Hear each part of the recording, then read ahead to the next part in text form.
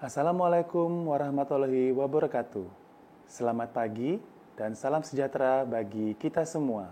Selamat datang kepada para peserta webinar pada hari ini. Izinkan saya memperkenalkan diri, saya James, yang akan memandu mastering program webinar Veto Maternal Series pada hari ini, Minggu, 29 November 2020.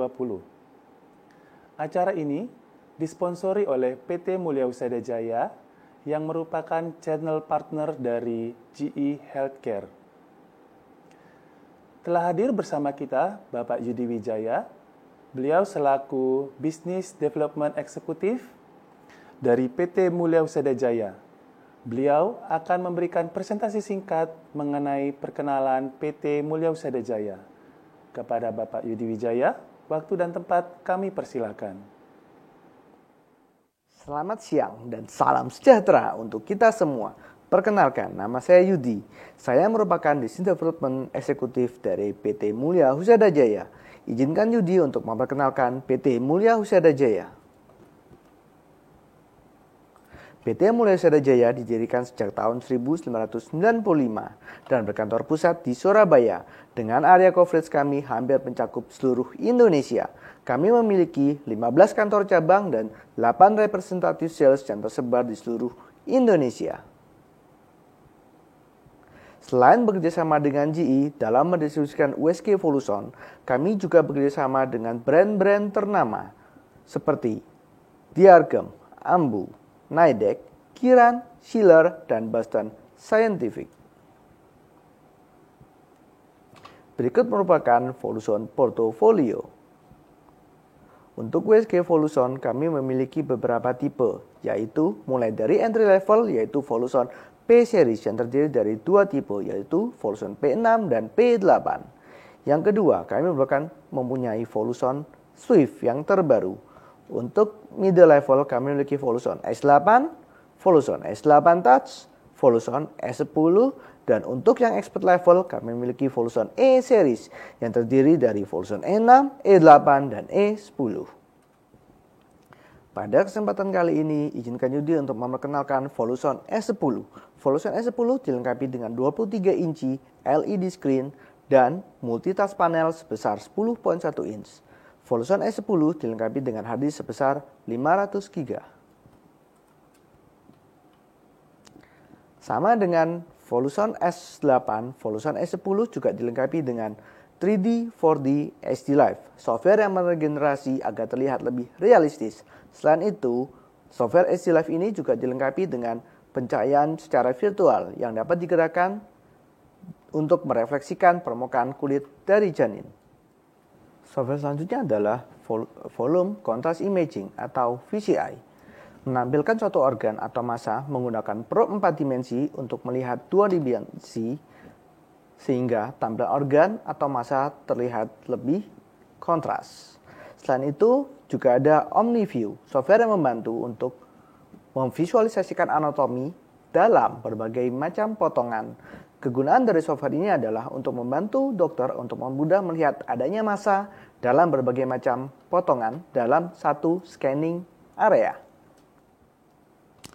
Bagi dokter yang ingin fokus pada fetal heart, Voluson S10 juga dilengkapi dengan Sono VCare Heart, sebuah fitur 3 dimensi, 4 dimensi secara otomatis dapat menampilkan 6 relevansi dari jantung janin yang didasari dan diawasi oleh IUM, ACOG, ACR, dan iSWAP.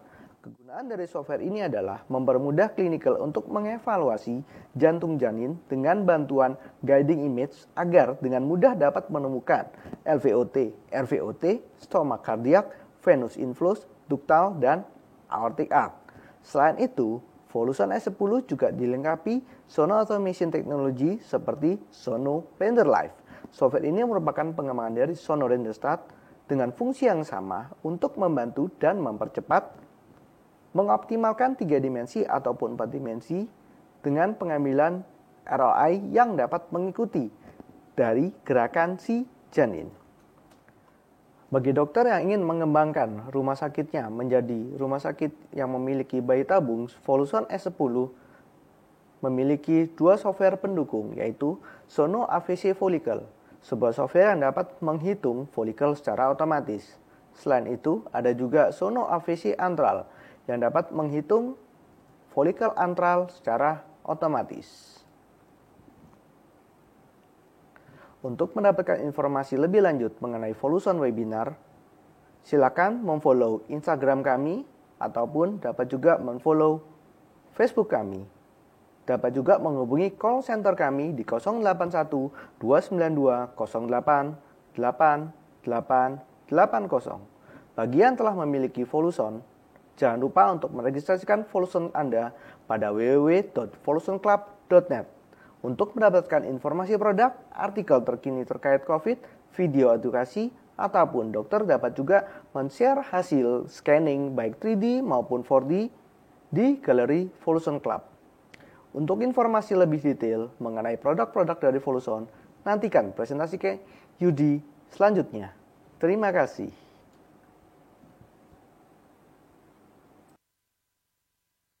Terima kasih Bapak Yudi Wijaya atas presentasi singkatnya. Jangan lupa untuk follow sosial media, Instagram dan Facebook dari PT Mulia Usada Jaya agar mendapatkan update info mengenai event maupun promo produk. Pembicara kita pada hari ini adalah Dr. Muhammad Ilham Aldika Akbar, konsultan spesialis obstetri dan ginekologi. Beliau merupakan salah satu staf SMF Obstetri dan Ginekologi di Fakultas Kedokteran Universitas Airlangga, Rumah Sakit Dr. Sutomo, Surabaya.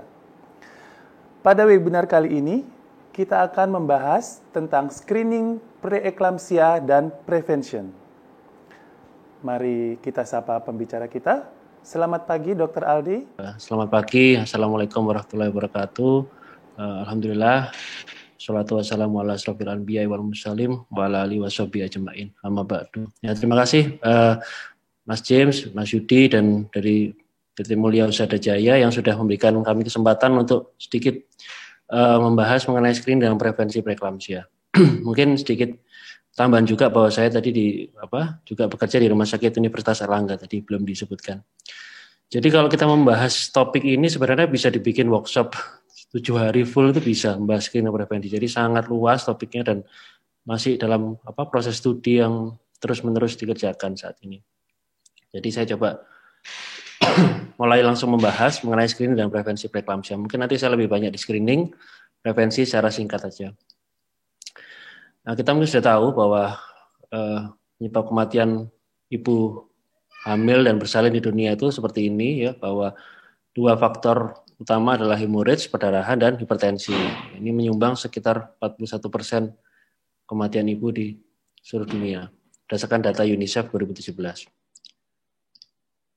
Gimana di Indonesia? Dari studi yang kami kerjakan, multi-center studi, yang melibatkan 11 rumah sakit tersier, rumah sakit pendidikan tersier di Indonesia, kita bisa lihat, dari studi ini kita dapatkan 22% kasus hipertensi dalam kehamilan dari total 17.000, jadi sekitar 22%. Nah, dengan angka kematian maternal 2%, angka kematian perinatal jauh lebih tinggi sekitar 12%. Di sini kita bisa lihat yang biru hipertensi dalam kehamilan, yang kuning total kehamilannya. Nah, sebelum masuk ke screening, mungkin saya jelaskan dulu definisi terbaru dari preeklamsi. Ini menurut ISSHP ya, International Society for Study Hypertension and Pregnancy. Ini yang sekarang diakui oleh semua expert ya. Jadi preeklamsi itulah hipertensi yang muncul setelah 20 minggu kehamilan. Jadi kalau munculnya sebelum 20 minggu itu disebut sebagai hipertensi kronis. Kemudian harus disertai salah satu gejala di bawah ini, itu bisa protein urin, atau gangguan organ ya, mulai ginjal, liver, gangguan sistem saraf pusat, gangguan hematologis dengan berbagai macam manifestasinya, dan kemudian gangguan pada uteroplacental perfusion ya, atau perfusi dari uteroplasenta. Itu bisa berupa pertumbuhan janin terhambat atau bisa ke arah fetal distress nanti. Kemudian yang terbaru definisinya dibagi menjadi 2 saja, preeklamsia dan preeklamsia berat. Kalau dulu ada istilah preeklamsia ringan, namun itu dianggap kurang tepat, jadi dihilangkan istilah ringan itu, karena tidak ada preeklamsi yang ringan, semuanya juga sangat berisiko. Preeklamsi saja 140/90, preeklamsi berat 160/110 ya, dengan protein urin positif 1, preeklamsi berat positif 3 ya. Preeklamsi berat ini ada gangguan organ. Jika didapatkan salah satu saja gangguan organ, maka itu dikatakan sebagai preeklamsia berat. Nah, kita tahu ada 3 tahap pencegahan, yaitu primer, sekunder, dan tersier ya. Primer ini intervensi sebelum ada penyakit.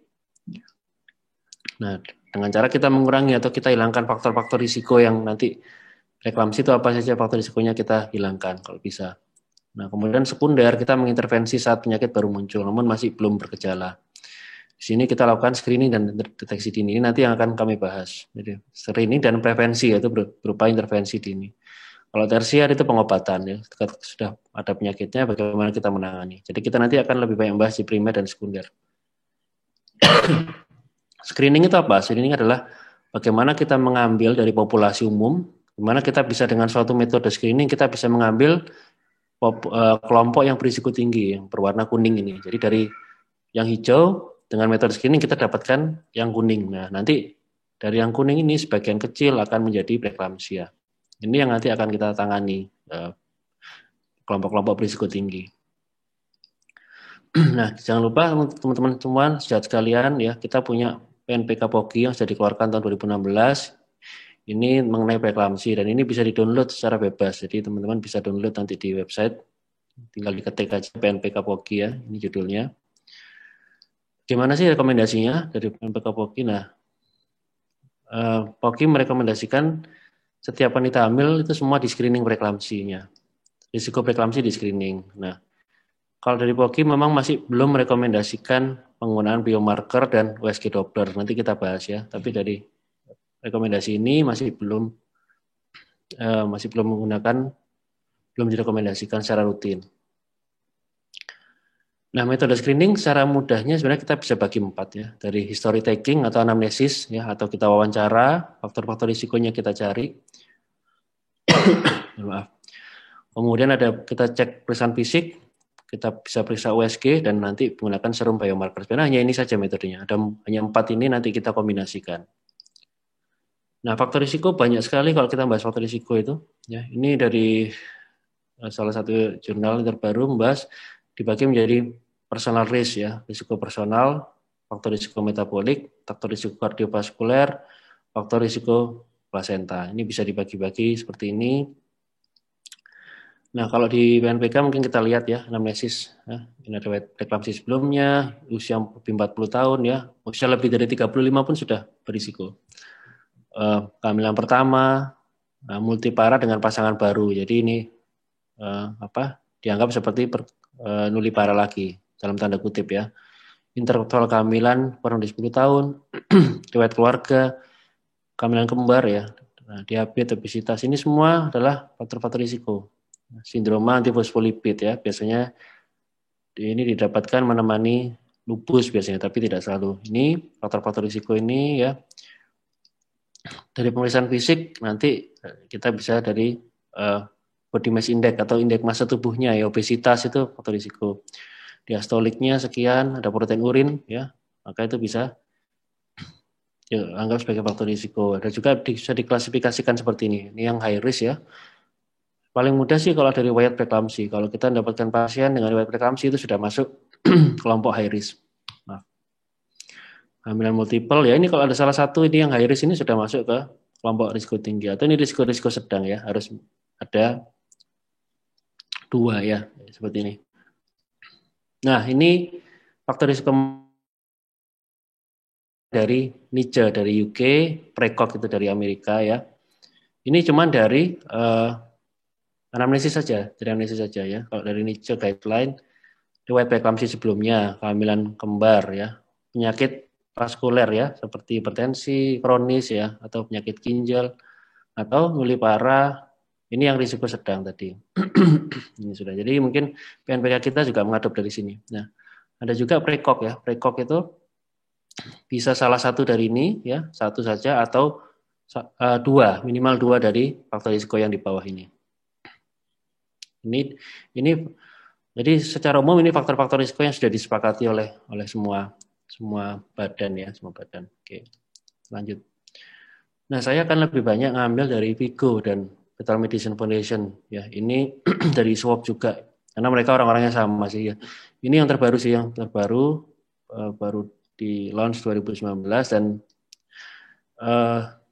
saya rasa cukup baik, nanti kita bisa lihat ya. Jadi kalau menurut metode ini itu kapan sih kita mengerjakan screening? Itu sebaiknya di trimester pertama. Mohon maaf. Trimester pertama antara 11 sampai 14 minggu.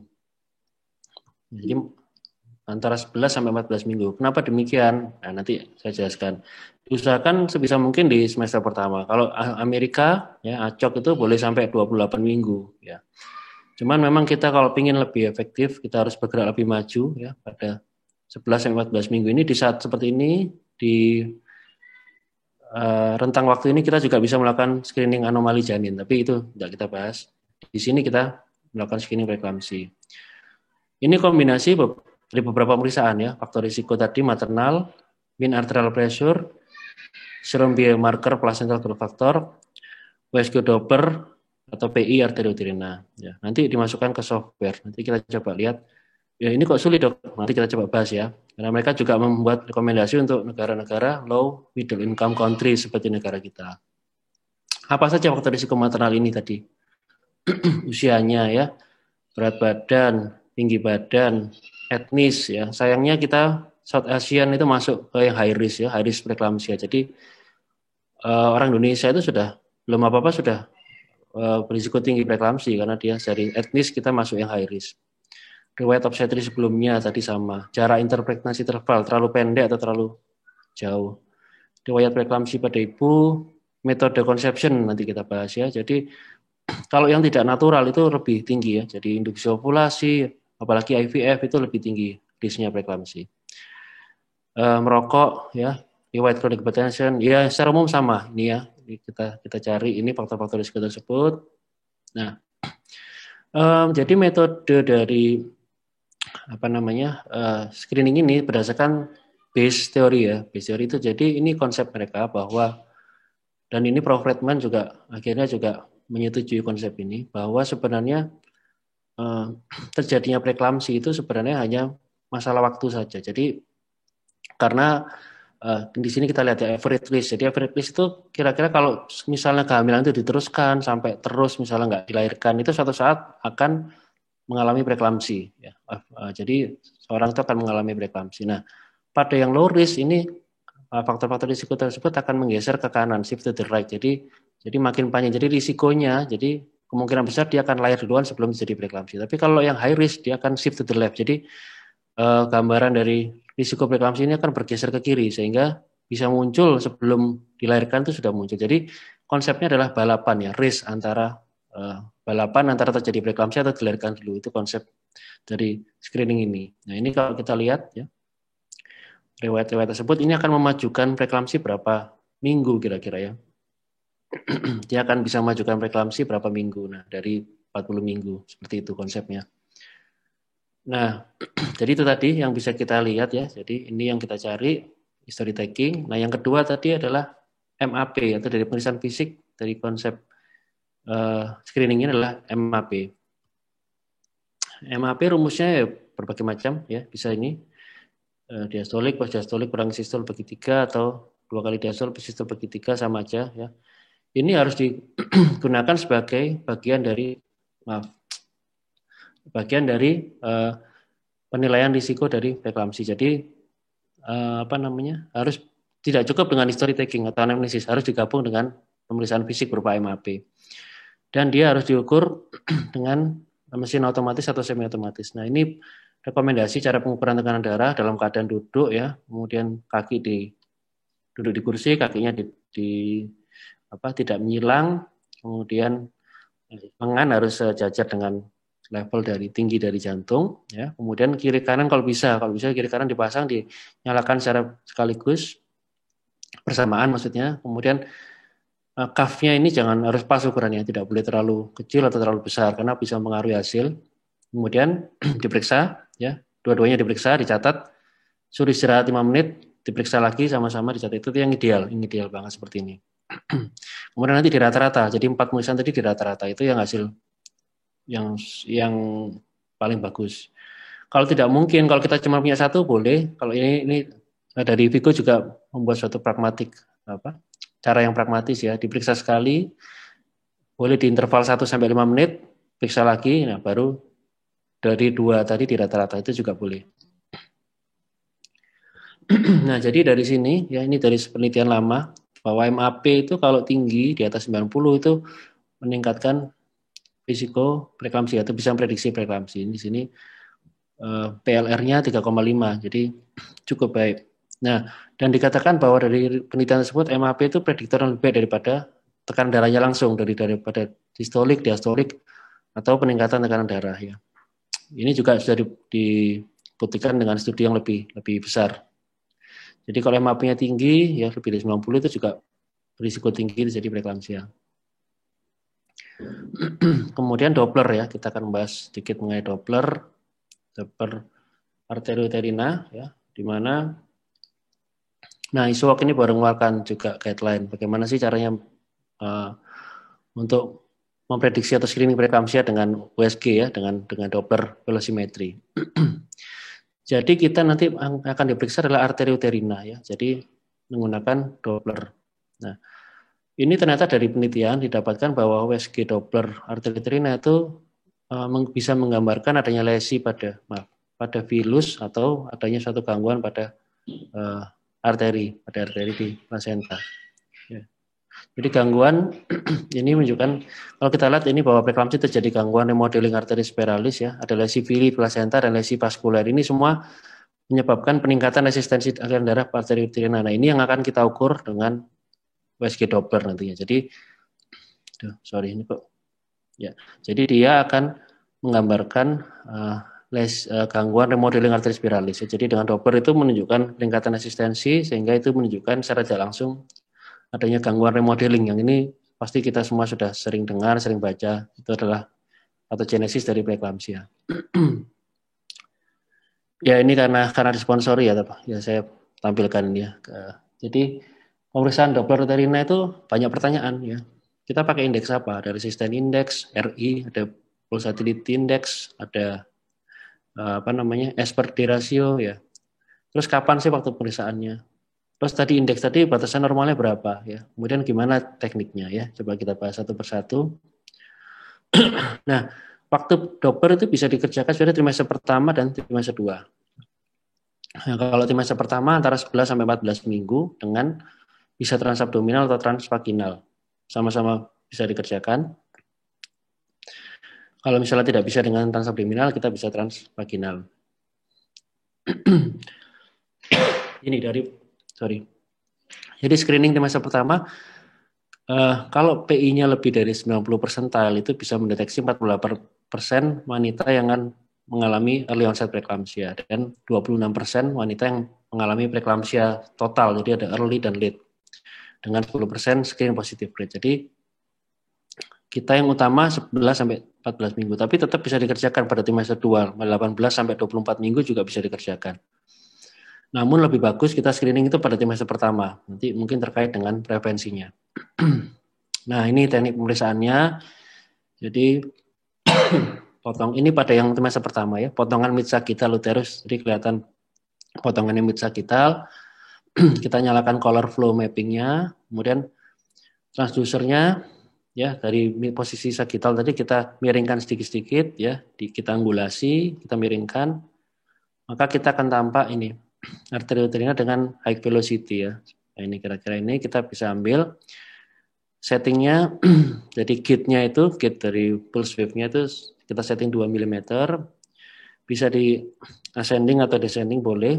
Nah, tapi sudut kemiringan dari pulse gate-nya tadi atau sudut insonasi. Jadi sudut pemeriksaan kita tuh nggak boleh lebih dari 30 derajat. Jadi semakin tegak makin bagus ya. Nah, bagaimana saya ciri arterioterina? Kita bisa lihat untuk membedakan dengan arteri yang lain ya. Jadi PSV-nya atau peak systolic velocity-nya lebih dari 60 cm. Nah, kita bisa lihat di gambar ini mencapai 100 ya. Kalau dia di bawah 60 itu kemungkinan besar bukan bukan arteri uterina.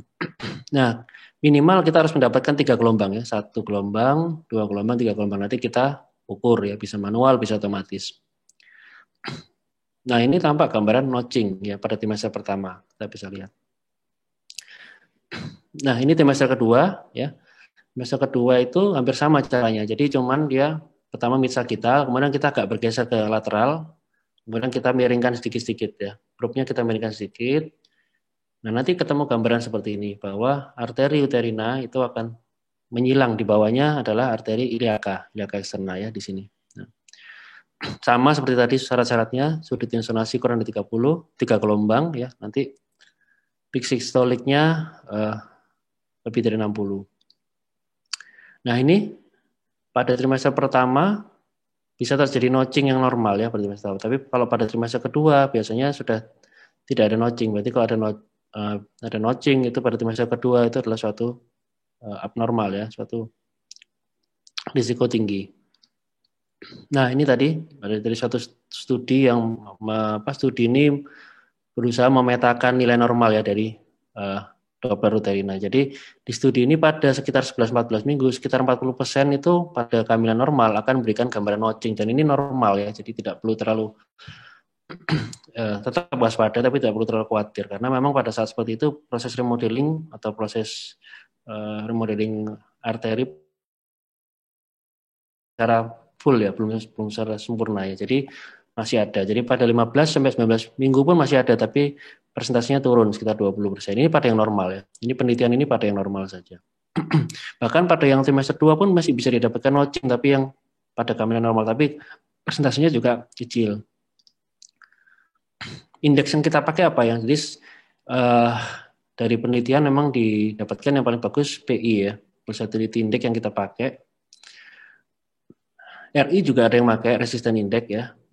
Resistant index juga ada yang pakai dengan ada nilai nilai referensi sendiri, tapi ada salah satu studi yang mengatakan bahwa pulsatility index lebih sensitif untuk deteksi dari preeklamsia. Jadi ini S-nya sistoliknya, dan ini gambaran dari diastoliknya. Ini rumusnya. Kalau kita nanti di mesin USG ya pasti otomatis nanti bisa langsung keluar sendiri nilai PI, RI berapa ya. Tidak perlu dihitung secara manual seperti ini. Ini rumusnya. Nah, berapa sekarang standar nilai normal? Ini adalah studi yang tadi ya. Studi ini menggambarkan pada kehamilan normal. Pada kehamilan normal dia berusaha memetakan tadi grafik dari PI-nya. Ini rata-ratanya, min-nya ya. Yang atas 90 persentile, ini yang normal, ini yang kurang dari 10 persentile ya, kira-kira seperti itu. Jadi batasnya yang kita lihat adalah yang 90 persentile lah. Ini kalau dia membuat dari studinya ini sangat bagus sih, dia membuat chart ini pasti ini bisa 95 ya, 5 sama 95 persentile. Di sini angka-angkanya ya, jadi kalau kita simpulkan ya, jadi memang agak berbeda antara transabdominal sama transvaginal, itu nilainya agak berbeda. Ini tapi diukur pada waktu yang sama ya, pada trimester pertama. Jadi kalau transabdominal PI-nya itu kalau dia lebih dari 2,35 pada usia sekian ya. Usia sekian dan CRL-nya sekian ya. Nah, ini sama sebenarnya. Lebih dari 2,35. Nah, kalau transvaginal ya, transvaginal ini pada 11 minggu itu kira-kira 3,1 dan dia akan terus menurun ya, terus menurun. Kira-kira pada 14 minggu 2,36 persentil 95. Jadi kalau di atas ini, di atas 2,35 dari transabdominal, maka itu abnormal PI-nya ya. Kalau kita pakai transvaginal di atas 3,1 sampai tergantung kita berapa minggu kita meriksa. Dan harus diingat, ini ada syaratnya CRL-nya harus sekian ya. Kalau CRL-nya kurang dari 65 atau CRL-nya lebih dari 84 itu juga tidak bisa menggunakan angka ini ya. Harus pas dan tidak bisa pakai metode ini. Nah, min urinary PI, jadi PI atau uterina harus dipakai sebagai pilihan utama untuk screening pada trimester pertama. Nah, ini kalau kita simpulkan lagi ya, pada trimester pertama 90 persentilnya kira-kira berapa? Transabdominal sekian ya, transvaginal tadi sekian. Kalau trimester kedua berapa? 1,4, 1,58 ya. Jadi Ini mungkin angka-angka yang mungkin kita nggak perlu dihafalkan, di print aja, ditempel di meja praktek atau kita simpan di HP kita ya, bisa buat contekan. Nah, ini mungkin Mas Yudi minta tolong di-share videonya Mas Yudi. Mas Yudi. To get the uterine artery, I told you before in one and other videos, to make it simple for easy, make it simple and easy, try to pick the iliac vessels like that, and then when you see the iliac artery and the iliac vein, try to make upward angulation, and you will see some vascularity outside. When you see it, make it oblique like this, and try, because we are at the late pregnancy, we see this vascularity very high. And here is the artery on the lateral aspect of the uterine wall, and try to pick this one to check. I'm outside the uterus. Be sure that you are outside, okay? This is one. Yes, this is the uterine artery. Here it is traversing the iliac vessels. Be sure that you are outside. These are the iliac vessels. This one. Let me to highlight again for the iliac vessels. These are iliac vessels, iliac artery and iliac. How to check? Apply the Doppler. This Doppler here is triphasic, okay, and here is low resistance flow traversing the vessels, okay. Look to this one, medial to its crossing. Try to pick the flow here. This is the left uterine artery, or the way how to pick the left uterine artery spectral flow. Okay, this is the way of how to pick the uterine artery. If you need to measure, you can measure the indices. Indices does not need angle, so that by this you can get a good indices.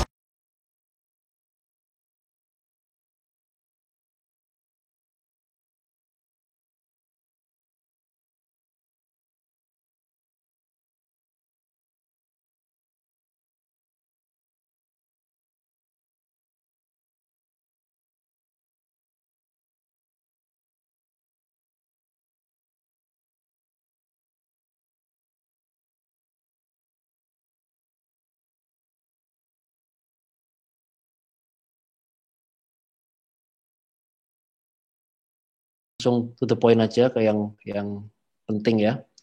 Kalau kita mau lihat ini salah satu publikasi dari Indonesia, review cukup bagus ya, dari Jakarta. Ini kalau kita mau lihat biomarker yang terlibat ini sekian banyaknya. Ini semua diteliti keterlibatannya dengan preeklamsi. Cuman mana yang kita pakai? Nah, ini yang untuk screening ya. Ada yang untuk screening, ada yang untuk deteksi dini, beda-beda. Kalau kita untuk screening itu yang banyak dipakai adalah PIGF ya, placental growth factor, kemudian PAP-E, PA-PPA, kemudian placenta protein 13. Itu tiga itu yang paling banyak dipakai untuk screening, itu diadop oleh banyak badan ya. Tapi kalau yang lain ini mungkin masih dalam taraf penelitian, jadi belum pada praktek. Nah, pada semester pertama biomarker terbaik adalah PIGF ya. PAP-E itu dari penelitian ternyata dengan ditambahkan PAP-E pun tidak meningkatkan detection rate-nya. Jadi sensitivitas, spesifitasnya, detection rate-nya itu tidak meningkat. Jadi tidak perlu digunakan sebenarnya. Jadi cukup PIGF. Apa sih PIGF itu? Ya, saya juga bukan terlalu ahli di biomolekuler ya, tapi PIGF ini adalah suatu protein ya yang dihasilkan oleh sel trofoblast, dan dia bagian dari VEGF ya. Seperti kita ketahui bahwa VEGF itu adalah suatu protein yang sangat penting yang dibutuhkan untuk suatu angiogenesis maupun vaskulogenesis dari seluruh pembuluh darah. Nah, dalam hal ini juga pembuluh darah di plasenta. Ya, dia bisa berikat ke VEGF reseptor ya, dan dia mengaktifasi VEGF reseptor ini meningkat pada saat kehamilan. Dia disintesis di filus dan extrafilus trofoblast ya, dia memiliki aktivitas ini vaskulogenetik dan angiogenesis tadi yang saya jelaskan. Nah, ini problemnya pada preeklamsi. Kalau kita lihat di gambar ini bahwa adanya S-split itu akan menempati reseptor VEGF, sehingga placental growth factor itu cenderung kadarnya, nah kita lihat di sini kadarnya rendah pada preeklamsi. Jadi dibandingkan dengan hamil normal yang garis sambung ini dan garis yang putus-putus ini yang preeklamsi, kita bisa lihat kadarnya selalu rendah sepanjang kehamilan pada orang-orang yang akan menjadi preeklamsia. Ini tadi mungkin nanti teman-teman bisa download sendiri yang kalau ingin membaca lebih jelas lebih lengkap ya tentang first trimester. Jadi gini, jadi kita bisa lakukan secara langsung ya atau secara bertahap ya.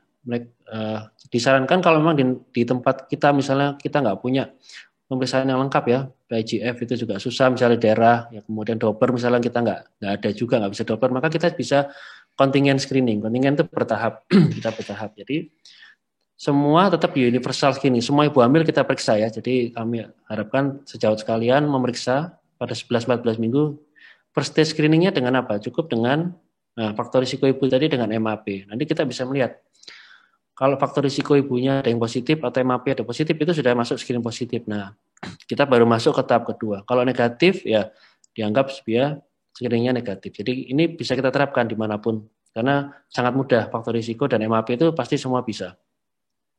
Kalau ini sudah positif, nah kita lanjutkan. Kalau memang di tempat sejauh sekalian tidak ada, bisa dirujuk ke rumah sakit rujukan yang lebih tinggi. Nah, di sini kita cek Doppler dan PHGF untuk melengkapi.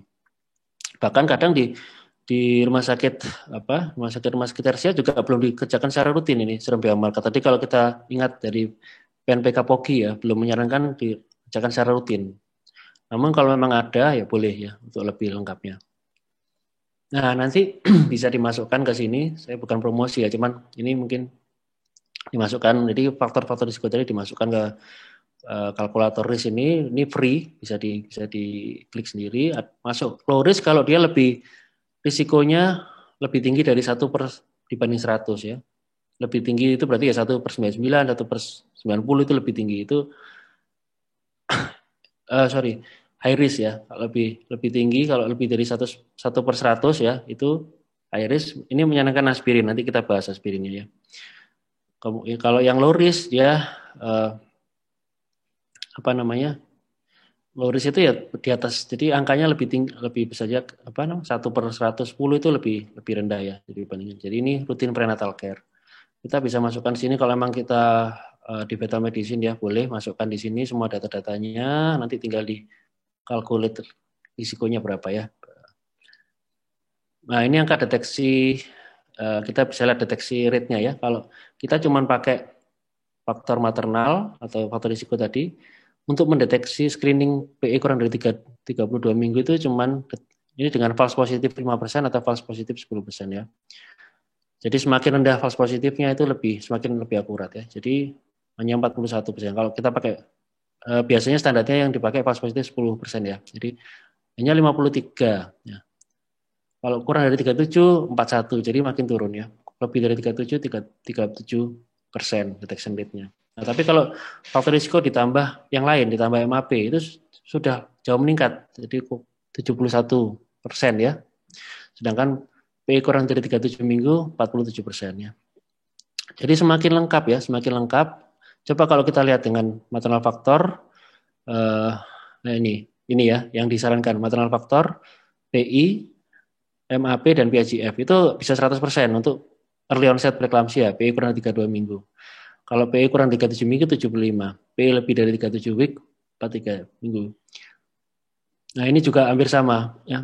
Ini hampir sama seperti tadi, ini dari studi yang lain tapi hasilnya hampir sama.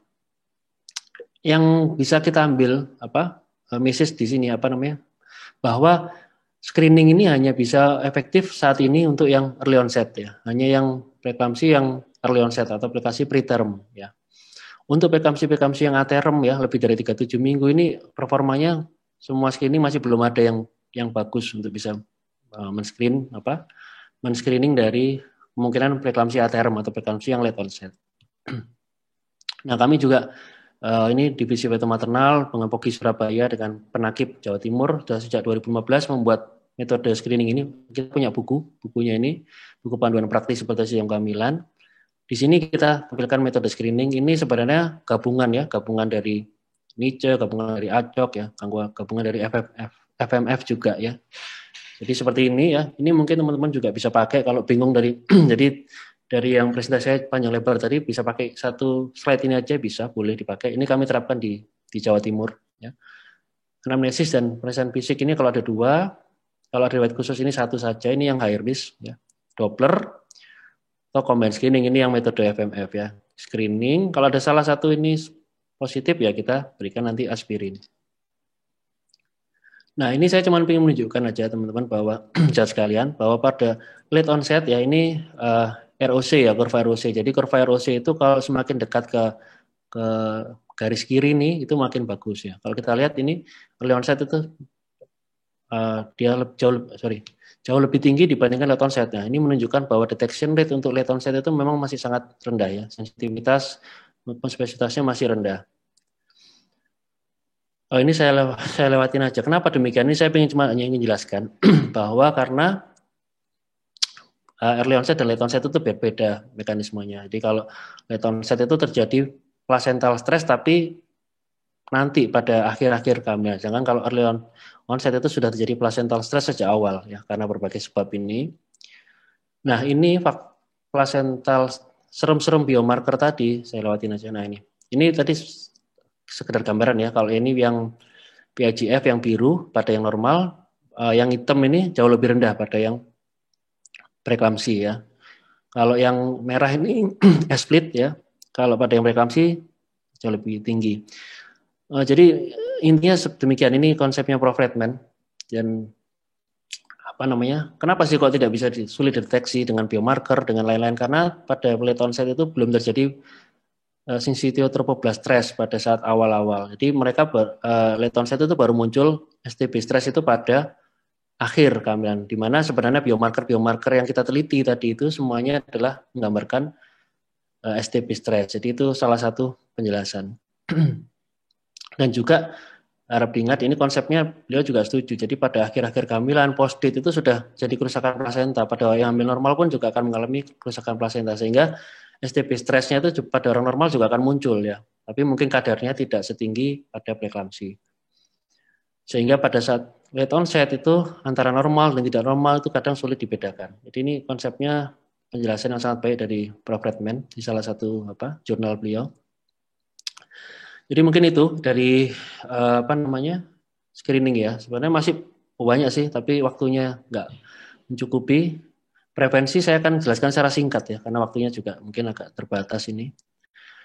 Prevensi kita tahu macam-macam ya, tapi sejauh ini hanya 2 yang dianjurkan, hanya 2, yaitu aspirin dosis rendah dan kalsium. Itu aja yang teman-teman atau sejauh sekarang harus pegang, low dose aspirin dan kalsium. Bed rest ini tidak terbukti dari studi.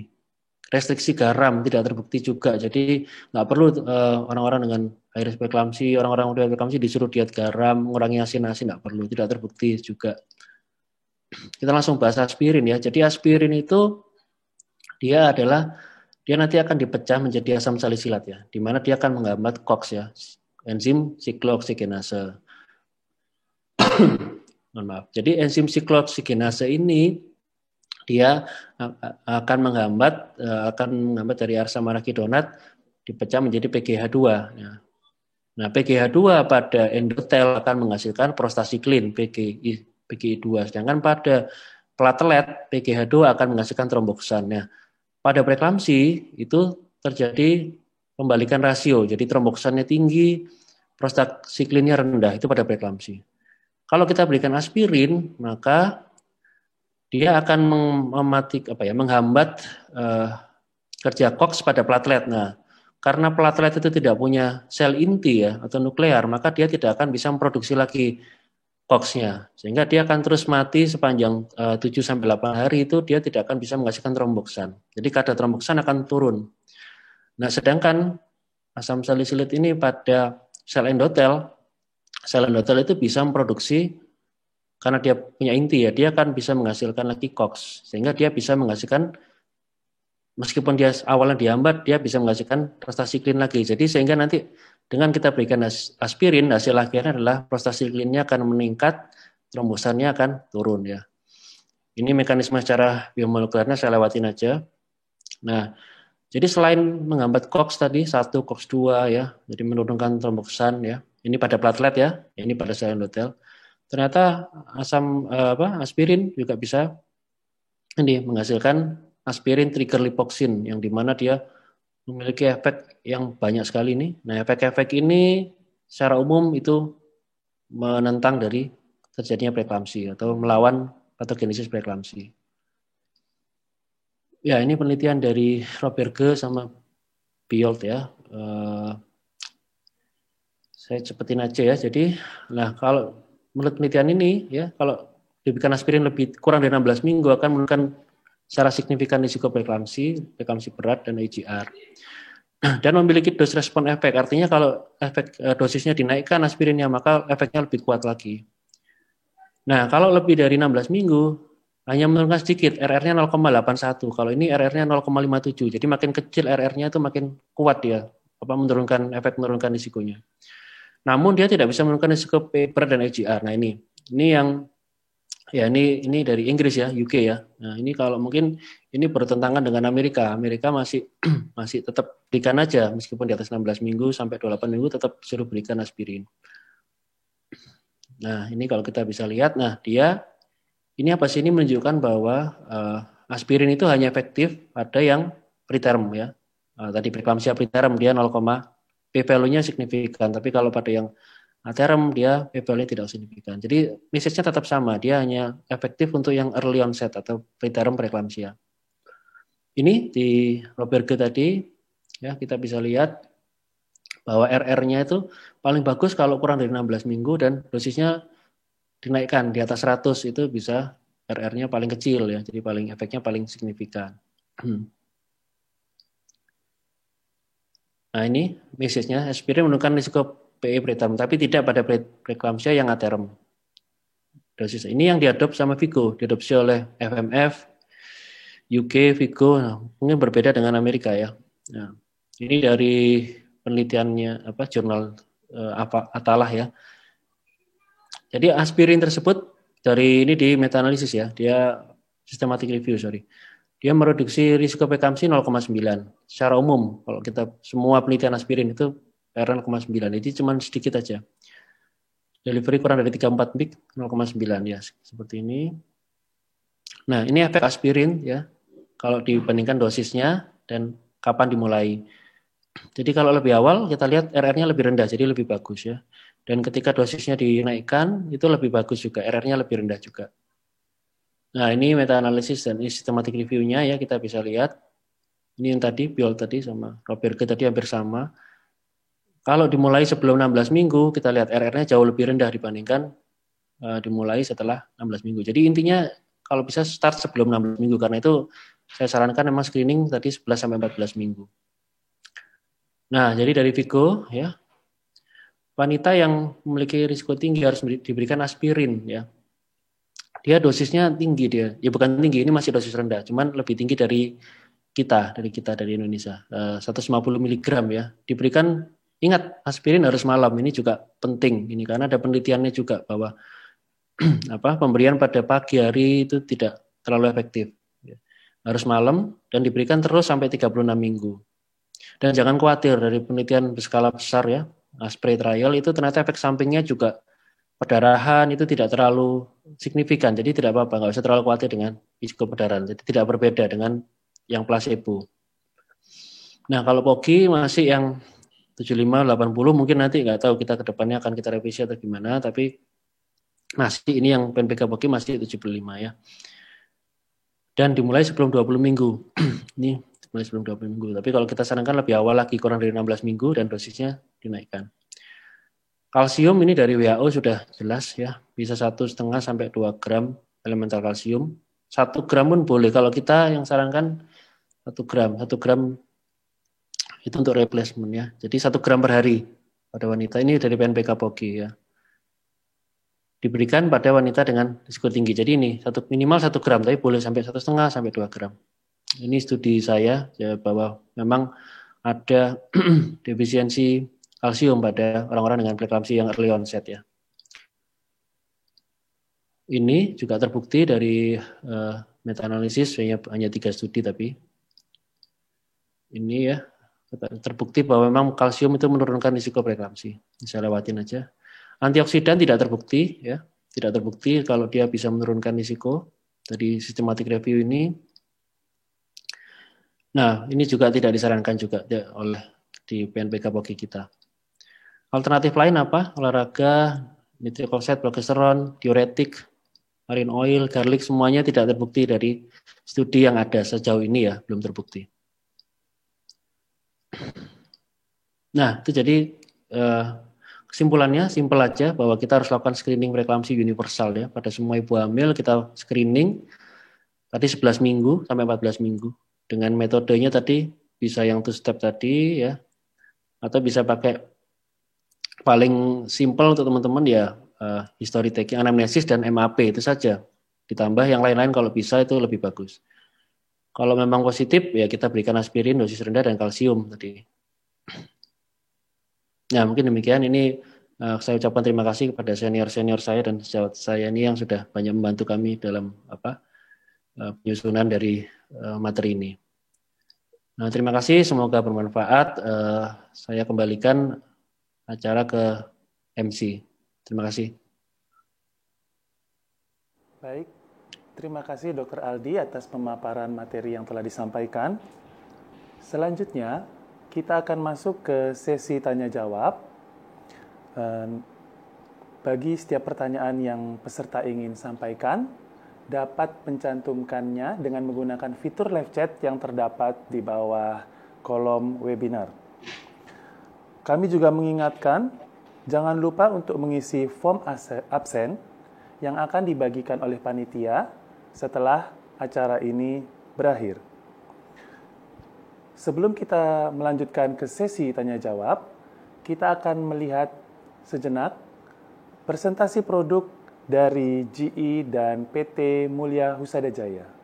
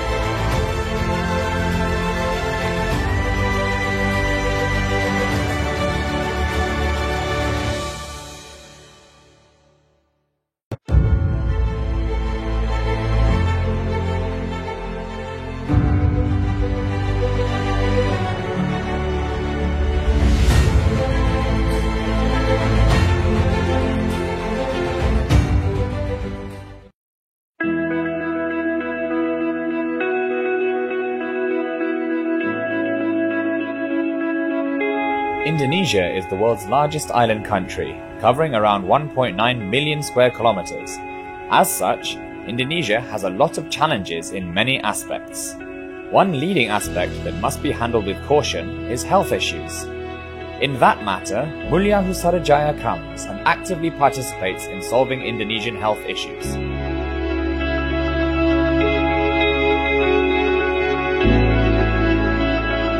Since its founding in 1995, Mulia Husarajaya has been contributing to society for more than 20 years. With years of experience, combined with never-ending development and investment in technology, Mulia Husarajaya has evolved into one of the largest medical equipment suppliers in Indonesia.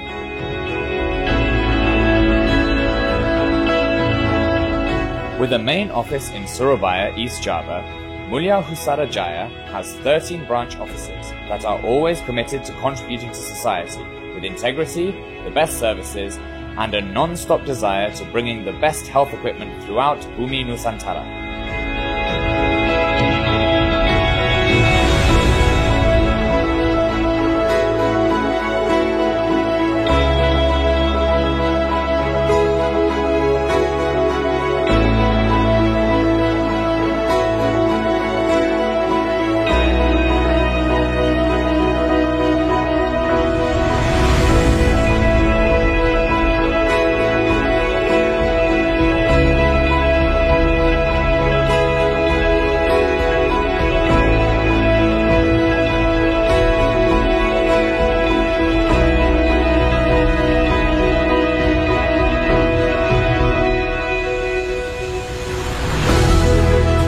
Mulia Husarajaya's vision to be the best medical supplier in Indonesia with a good reputation worldwide.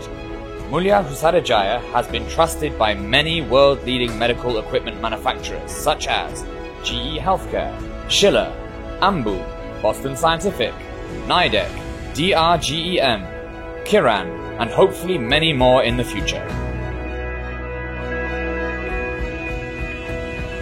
Hundreds of capable employees throughout all the regions of Indonesia, Mulia Husarajaya is always ready and looking forward to giving the fastest, best selection and after-sales services for medical equipment needs and issues.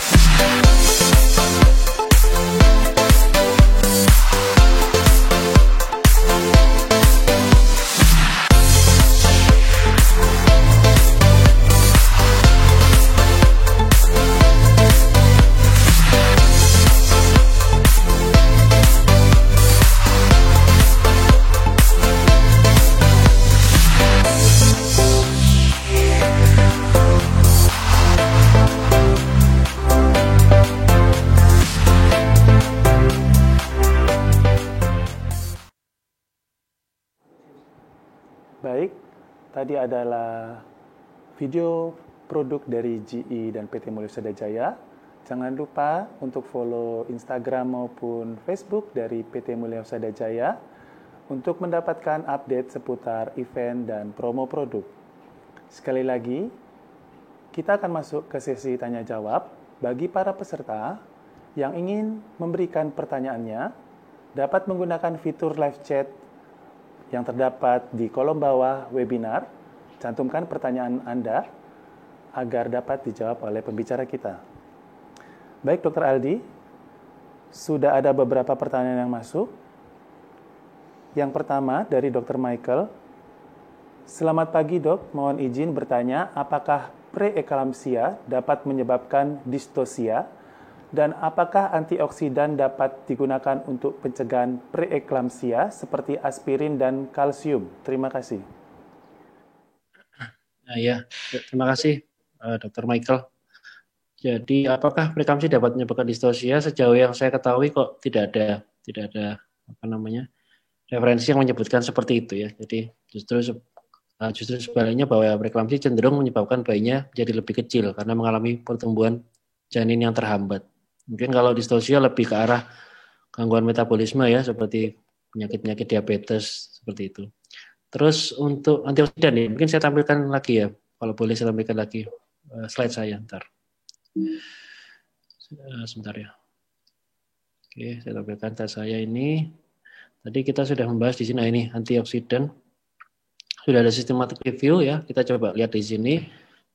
Nah, kalau kita lihat di sini bahwa hasil dari systematic review dan meta-analisis ini menyatakan bahwa tidak ada perbedaan ya pada pemberian antioksidan dengan placebo pada pemberian untuk mencegah preeklamsi. Jadi preeklamsi ringan, preeklamsi berat maupun preterm itu tidak ada dari banyak penelitian ini ya, banyak studi ini tidak ada perbedaan sehingga dari semua guideline termasuk POGI, PNPK POGI tidak merekomendasikan pemberian antioksidan ini untuk mencegah preeklamsi. Nah, demikian untuk Dr. Michael jawabannya. Pertanyaan selanjutnya, sebentar, dari Dr. Bobirsan. Pertanyaannya seperti berikut. Apakah serum PA-PPA bisa digunakan juga untuk mendeteksi preeklamsia? Oke, sebentar ya. Maaf. Oke, Dokter Bob ya, Dr. Bob Wilson. Ya, jadi sebenarnya serum PA-PPA itu saya tampilkan aja ya, saya tampilkan slide saya. Serum PA-PPA itu sebenarnya lebih banyak dipakai dulu untuk ini, untuk apa namanya? Nggak bisa dia. Nah. Bentar, Basim, saya kok kesulitan. Serum PA-PPA lebih banyak dipakai untuk evaluasi kelainan kromosomal biasanya. Jadi dia sama diperiksa pada 11-14 minggu. Awalnya dipakai untuk evaluasi kelainan kromosomal, namun akhirnya dicoba diteliti apakah ini bisa dipakai untuk prediksi preeklamsi ya, untuk PA-PPA tersebut. Mana ya? Bentar, saya mau nampilkan.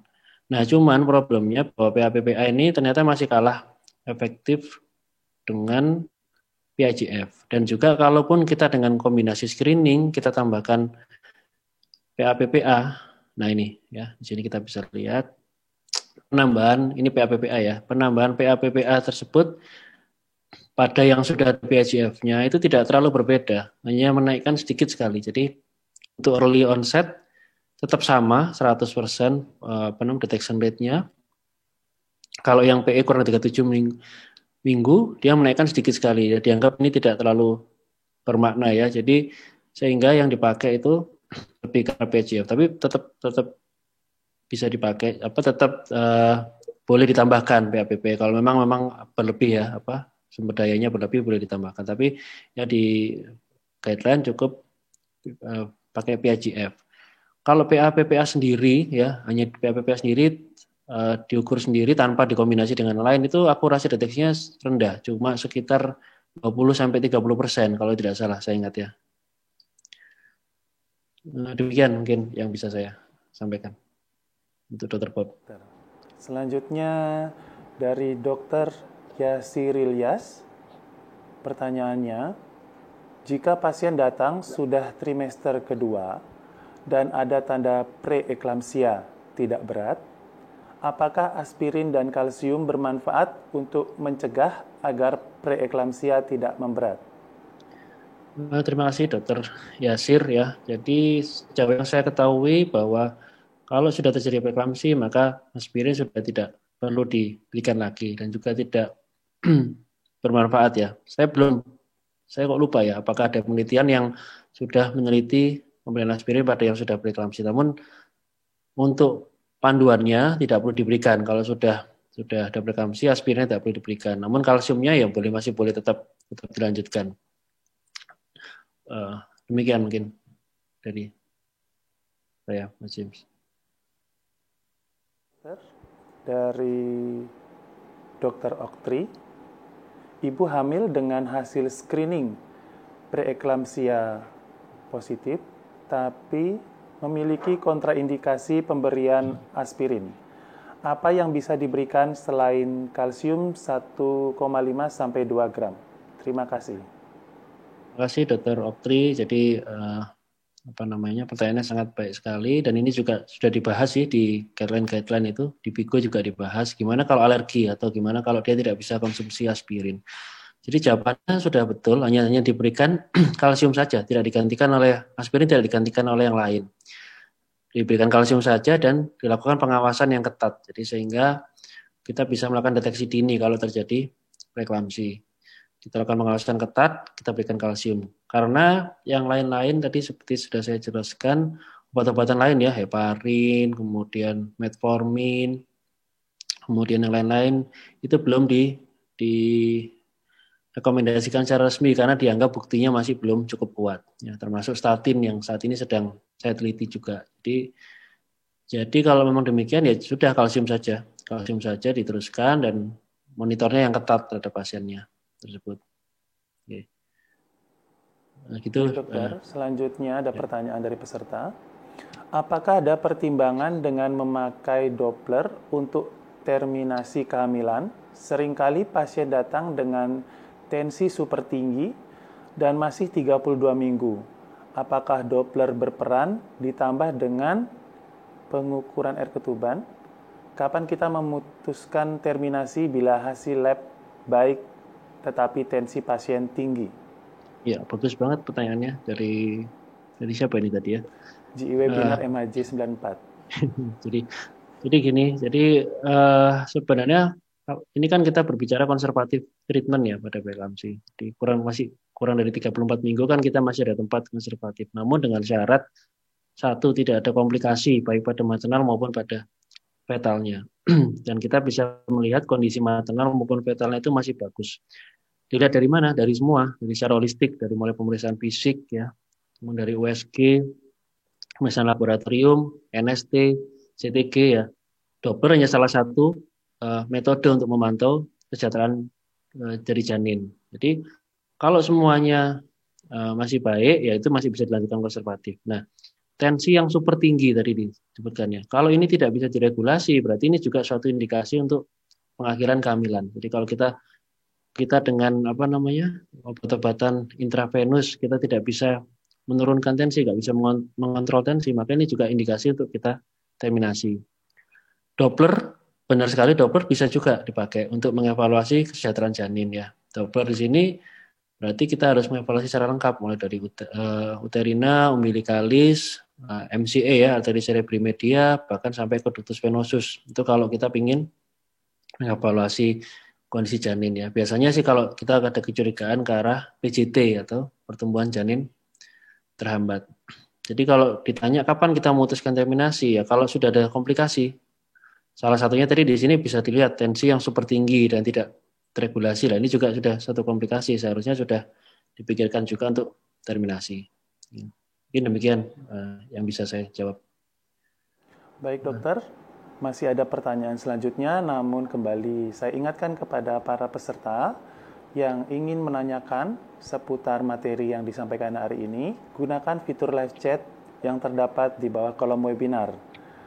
Tulis pertanyaan dan manfaatkan waktu ini dengan sebaik mungkin. Selanjutnya dokter, dari Dokter Laurencia. Pertanyaannya, selamat siang dokter, izin bertanya. Untuk aspirin, pemberiannya sampai usia gestasi 36 minggu atau sampai 1 minggu sebelum kelahirannya ya dokter? Terima kasih. Bagus banget. Ya, setuju sekali. Dr. Laurencia, selamat siang. Bagus banget pertanyaannya. Jadi sebenarnya betul 1 minggu sebelum persalinan ya. Harusnya 1 minggu sebelum persalinan. Cuma kan kita sulit memperkirakan ya. Nah, jadi kalau target awal cukup sampai 36 minggu. Kenapa? Karena seminggu setelahnya kan 37 minggu dia sudah term gitu loh. Jadi 37 minggu itu kan pasti kalau preeklamsi kan kita lahirkan kan 37 minggu. Nah, seminggu sebelumnya ya 36 minggu. Jadi kita targetnya 37 minggu itu sudah sangat baik untuk preeklamsi. Jadi kalau protap yang berlaku atau panduan yang berlaku, kalau preeklamsi saja atau preeklamsi ringan itu 37 minggu kita harus dilahirkan. Tapi kalau preeklamsi berat 34 minggu. Nah, jadi kalau kondisi jadi harapan kita sih kita bisa mencegah sampai kita bisa mencapai kehamilan sampai 37 minggu tanpa masalah, tanpa preeklamsi. Jadi kalau sudah 37 minggu kita stop, sudah nggak ada masalah kan. Meskipun dia preeklamsi, kita lahirkan sudah aterem ya, jadi sudah cukup aman. Jadi mungkin dasar ininya seperti itu, dasar logika berpikirnya ya, dan juga yang berlaku seperti itu. Ada lagi, Mas? Baik, dokter. Mungkin 2 pertanyaan terakhir lagi ya, dokter. Oke. Selanjutnya dari Dokter Vence. Selamat siang, Dok. Izin bertanya, bila pada Doppler trimester 1 ditemukan notching, berapa lama kita anjurkan kontrol untuk Doppler lagi setelah kita berikan aspirin dan CA? Apakah ada pilihan antihipertensi paling tepat untuk ibu hamil kurang dari 20 minggu? Terima kasih. Antihipertensi tepat.